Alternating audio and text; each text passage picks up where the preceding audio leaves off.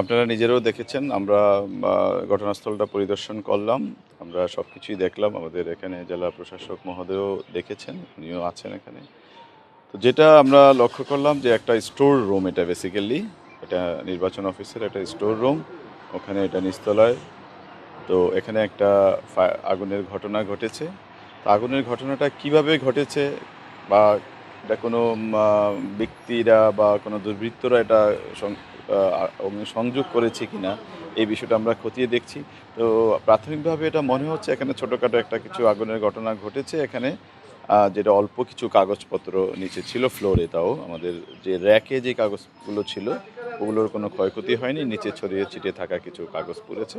এবং ইন্টারেস্টিংলি এটা খুবই ভালো বিষয় হয়েছে, সেটা হলো এখানকার যে যারা দায়িত্বে যারা ছিল তারা দ্রুততার সাথে এটা নিয়ন্ত্রণ বা আগুনটা নিভাতে সক্ষম হয়েছে। কোনো ক্ষয়ক্ষতি হয়নি, শুধু ফ্লোরে পড়ে থাকা কিছু কাগজপত্র ছাড়া। তবে আমরা সব কিছুই বিবেচনা করছি, খতিয়ে দেখছি এটা কি কারো দুর্বৃত্তদের দ্বারা সংগঠিত কোনো ঘটনা নাকি এটা কোনো অ্যাক্সিডেন্টাল কোনো ইয়ে। আমরা বিস্তারিত এটা অনুসন্ধান করে আবার আপনাদেরকে জানাই। এখন আমরা সকল ব্যবস্থাই নিয়েছি। দেখেন এখানে নির্বাচন অফিসগুলোতে আমরা রেগুলার ভিত্তিক একেবারে মনিটর করছি। এখানে ওনাদের নিজস্ব গার্ড আছে, সব গার্ডরাও এখানে অ্যাক্টিভলি কাজ করছে। এবং আপনি যেটা বললেন প্রার্থীদের নিরাপত্তা, প্রার্থীদের সাথে অনেকের সাথে আমার ব্যক্তিগতভাবে কথা হচ্ছে, তাদের সিকিউরিটি অ্যারেঞ্জমেন্ট নিয়ে আমরা কথা বলছি।